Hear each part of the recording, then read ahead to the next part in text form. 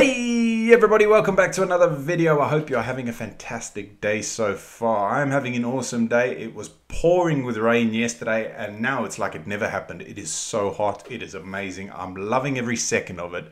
Today we are reacting to Desert Storm, the Ground War Day 1. And I've been really excited to do this one since I did the Air War Day 1, the first part of the 8-part series. So I'm really looking forward to this. If you haven't done so already, please make sure you hit the subscribe button. And if you're feeling extra frisky, you may as well give the video a like as well. I do have a Buy Me a Coffee page, link down in the description if you want to buy a coffee to help support the channel. That would be freaking amazing. I also have a Patreon page, link down in the description if you want to check that out. That's where all these videos will go before I put them on YouTube. So yeah, check it out if you want to. And without further ado, let's get into Desert Storm, the Ground War Day 1. Kermit, one of my patrons who recommended this. I don't actually know your first name, mate, so I'm going to just keep calling you Kermit. Thank you so much for recommending this channel. This channel is awesome. Late on the 23rd of February 1991, 10 Special Forces reconnaissance teams of the US 3rd and 5th Special Forces Groups crossed the border into Iraq by helicopter. They are to join Green Beret, Delta Force and British SAS operatives already in Iraq. In just a few hours' time, the ground invasion to liberate Kuwait will begin, and these are... Sorry, I know it's an early pause, but can you just imagine how your nerves or your adrenaline would be when you've got a few hours and then it gets to that 1 hour left, half an hour, boys, we're going over, like we're heading in. I'm speaking for myself here, I would be... To put it quite frankly, I'd be shitting myself. The nerves would probably be getting to me and I'd be like, yes. I suppose they've trained for it, so they sort of know. But if it's your first rodeo, so to speak, you've got to be bricking it, haven't you? I would be. Invisible eyes in the desert will report on Iraqi division movements. Operation Desert Storm has been ongoing for 5 weeks. A 35-nation-strong coalition formed as a response to the Iraqi invasion of Kuwait has been engaged in a massive bombing campaign against Saddam Hussein's Iraq. With an average of 2,500 bombing sorties per day, the command and control structures and logistics lines to Saddam's army in the east have been severely degraded. More recently, the bombing has shifted towards Iraqi troops themselves, aiming to soften them up and weaken their resolve to fight such a Soften them up. Was that an intended pun? Because those bombs don't just soften you up, they mince you to bits. Superior enemy. Tenderize. Coalition Navy ships have also blasted Iraqi positions near the Kuwaiti coast with naval gunfire. President George H.W. Bush issues a final ultimatum to Saddam Hussein. Leave Kuwait by 8 p.m. on the 23rd of February or face a ground invasion. Like the ultimatum preceding the air campaign, this is no bluff, and G-Day, the beginning of the ground invasion, is scheduled to begin at 4 a.m. on the 24th. General Norman Schwarzkopf, Commander-in-Chief of Coalition Forces, arrives at Central Command in Riyadh. Coalition forces are split into 5 corps along the front line. On the west flank, 18 Airborne Corps, made up of 4 divisions.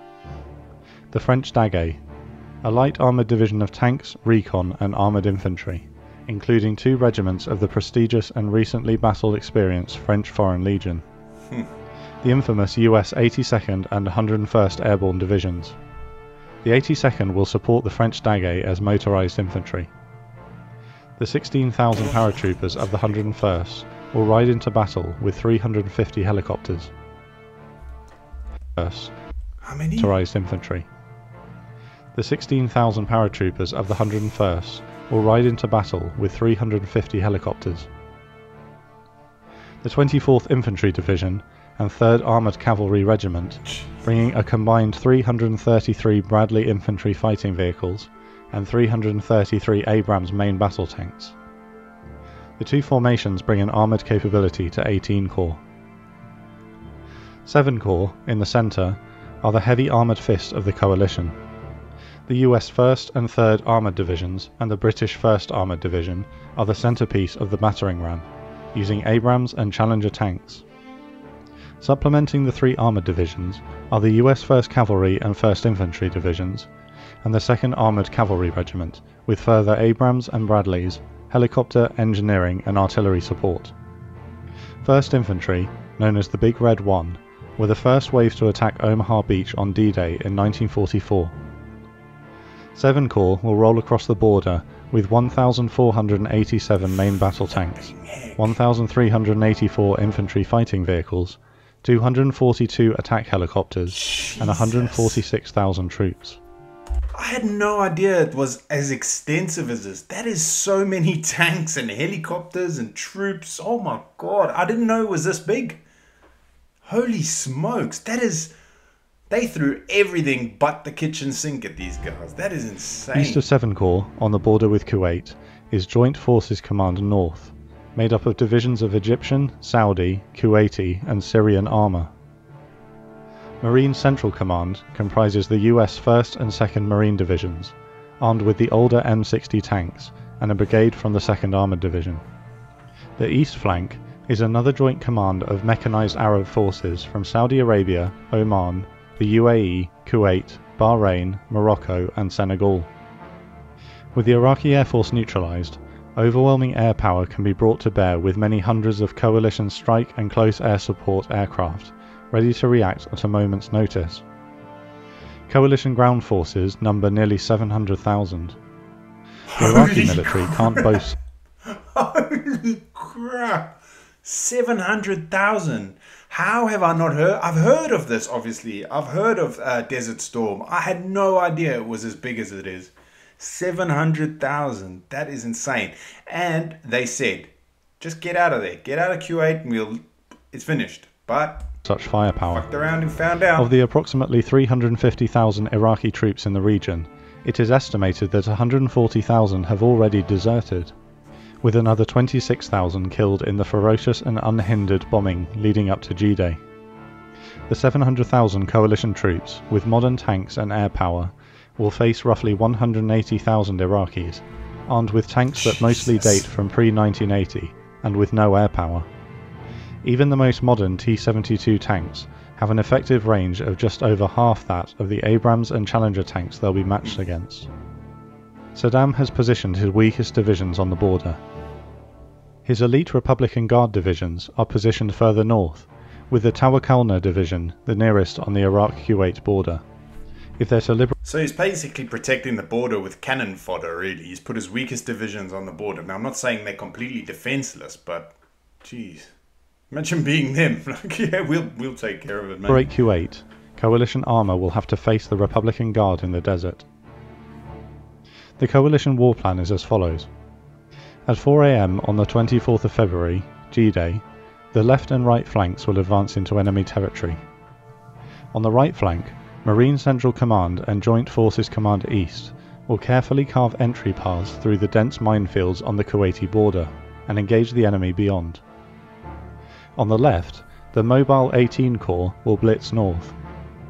The 101st Airborne will perform a massive helicopter assault to capture an area 155 miles behind enemy lines, named Objective Cobra, hold it, and build a forward operating base, potentially under fire. Meanwhile, the rest of 18 Corps will advance north by land. The French and 82nd Airborne will capture Objective Rochambeau, another supply route near As Salman, and then As Salman Crossroads and Airfield, so that ground supply trucks can reach the 101st further north. On G+1, the Armoured Fist of 7 Corps will advance across the Saddam line and move north. On G+2, on reaching Al-Basaya, 7 Corps will wheel right into Kuwait, where they'll face the Republican Guard en masse. The Arab forces on the right flank will have the honour of liberating Kuwait City. At 5:30 AM on the 24th of February, the US Marines on the right flank advance across the border. They're immediately met with Iraqi artillery fire. Because they don't have any forward observers or helicopter support, the shells are being fired wildly at the American line, and no hits are scored. To cover their advance, Marine artillery returns fire with 140 artillery pieces and 9 multiple launch rocket artillery systems. Pairs of Marine jets bomb the enemy positions every 7.5 minutes. A deadly display of superior firepower pounds the Iraqi positions, and they very soon crumble for no US loss. In just 30 minutes, the Marines cover the 12 miles to the edge of the first minefield in Kuwait. 500 engineers will clear 6 individual tank-width lanes across the minefield. 3 M60 tanks fitted with specialist mine-clearing equipment known as combat engineer vehicles and a Mark 154 mine clearance launcher move to the head of each prospective lane. The Mark 154 launches 3 cables laced with explosive 35 yards into the minefield.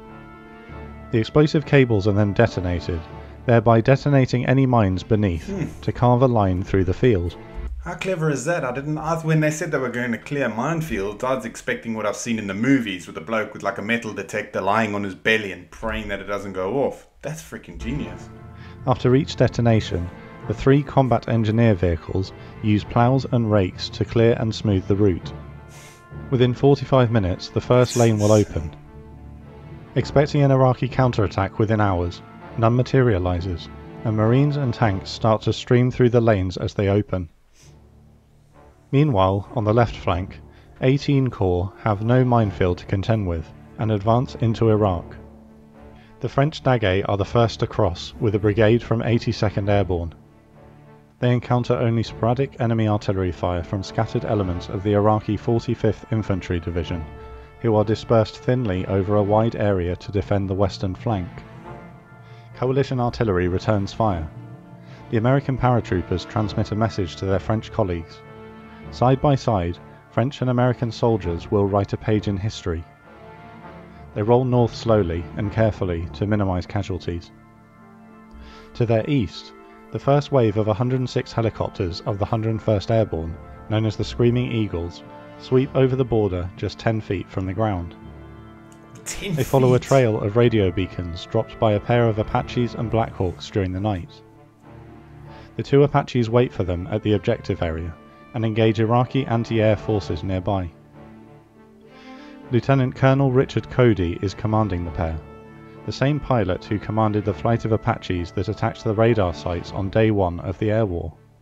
He was also one of the first to cross the border during the ground invasion. Before cautiously moving forward, the area in front of the French advance is blasted by artillery and airstrikes. Kiowas and French Gazelles attack enemy vehicles ahead of the front line and also guide in A-10 strikes. This Vietnam-like tactic is repeated with each advance, and so progress is not the blitz-like speed that Schwarzkopf was hoping for. A nasty sandstorm and rain slows progress further. Almost immediately after engagement, encountered Iraqi forces begin to surrender. These are Saddam's weakest divisions. They're malnourished and not interested in fighting.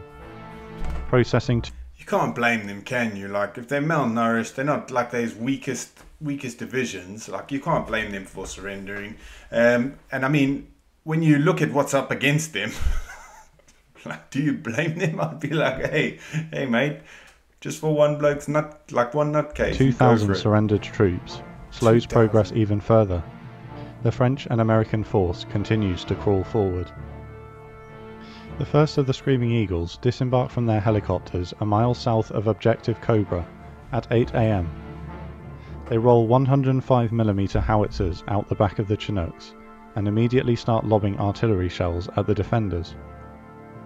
F-16s and A-10s arrive overhead to help the Apaches hammer enemy bunkers, tanks and vehicles. Under relentless aerial bombardment, 300 Iraqis surrender just 1 hour after the first boots landed. Wave after wave of helicopters stream into Objective Cobra over the next few hours, bringing more troops, artillery, Humvees armed with wire-guided anti-tank weapons, enormous underslung rubber sacks containing a total of 1 million gallons of fuel, food, water and ammunition. The Humvees set up a defensive perimeter while the base is constructed. To the south, the French and 82nd arrive at the area of land known as Objective Rochambeau, at midday having met almost no opposition but sporadic artillery and mortar fire en route. French helicopters move in from the west and destroy 12 bunkers, 1 tank, 5 armoured personnel carriers and 8 trucks. Another pounding by artillery precedes the armoured assault on the objective, provoking another mass surrender by the defending Iraqi troops without engagement. The time is 2:30 PM, and the French and Americans have moved into Iraq and taken their first objective, overwhelming all opposition immediately, accepting 3,500 surrenders and losing only 2 soldiers.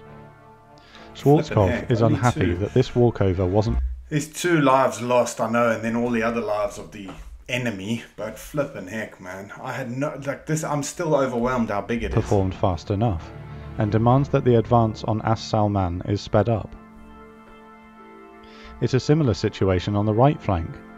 M60 tanks and marines are now through the first and second layer of minefields. Artillery continues to batter enemy positions, including aircraft-directed counterfire against enemy artillery pieces. A captured Iraqi colonel describes the dispositions of his remaining forces. The minefield itself claims 9 tanks, but no marines killed. On the left flank, a convoy of marine vehicles is attacked from behind by M60 tanks in a friendly fire incident.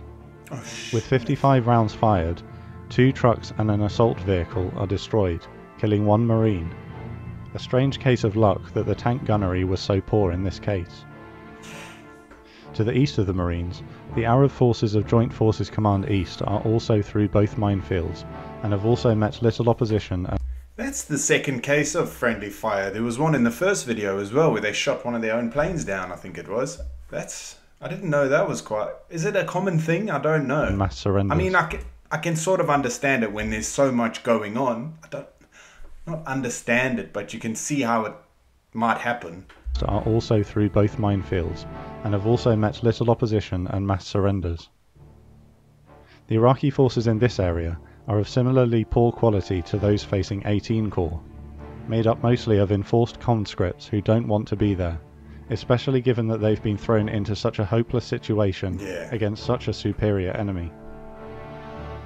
The ease and speed of the Marines' advance presents a problem for Schwarzkopf. Even before midday on G-Day, he estimates that his right flank is 8 hours ahead of schedule. Holy crap. The Egyptians of Joint Forces Command North on the Marines' left, and the armour of 7 Corps further west, are not scheduled to cross the border until the next day, G+1.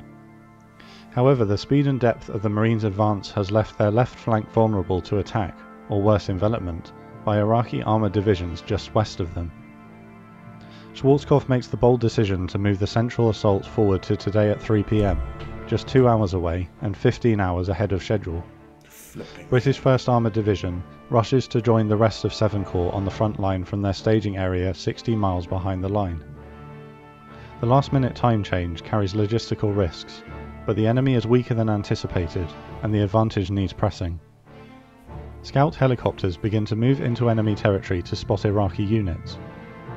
Across the front line from 7 Corps, 2 brigades of the Iraqi 26th Infantry Division have set up defensive positions in the shape of a triangle looking down a slope towards the line, with mortars and towed artillery to the rear. Similarly entrenched, the 31st, 46th and 48th Infantry Divisions lie in wait northeast of them.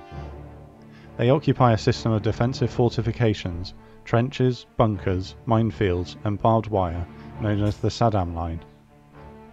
At 2:30 PM, 30 minutes before the breach is to begin, the most ferocious artillery barrage in recent history is unleashed against Iraqi positions.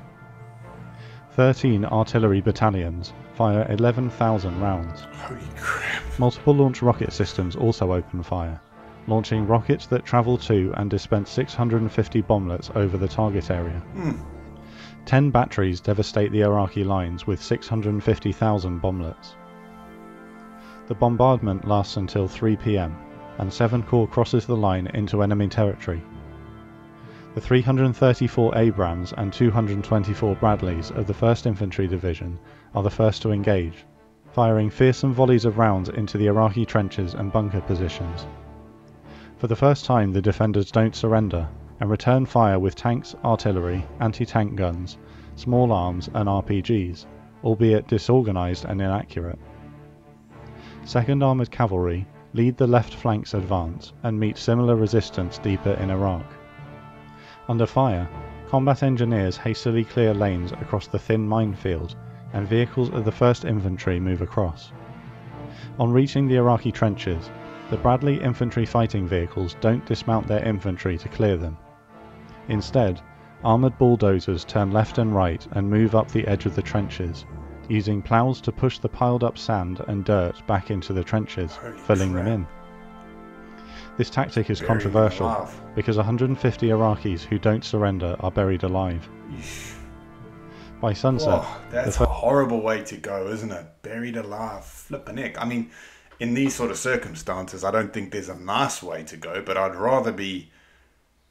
This is going to sound horrible, but I'd rather be struck in the head or something than buried alive. Ooh, First infantry have broken through the Saddam line in multiple places, capturing 550 troops for only 2 casualties.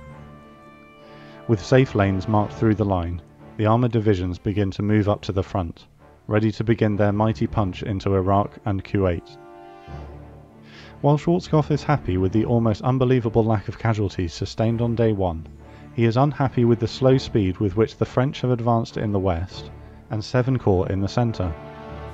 The rain and sandstorms have certainly slowed progress, but the common theme across the whole front is that the weak and unmotivated conscript divisions on the front line are surrendering in such high numbers that it is taking time to process them. But the invasion as a whole is still hours ahead of schedule, and most importantly, many of the coalition's armoured divisions will be across or crossing the minefields and the Saddam line during the morning of day 2.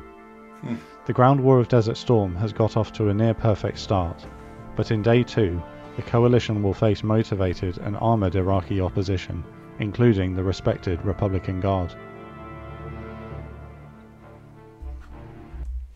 Ooh, I'm looking forward to day 2. How many what's the next one? See, I want to watch it now. The next one is, okay. So we've got one video and one shorter video, and then, so 2 videos away. It's going to be day 2. Oh, I can't wait. I can't wait.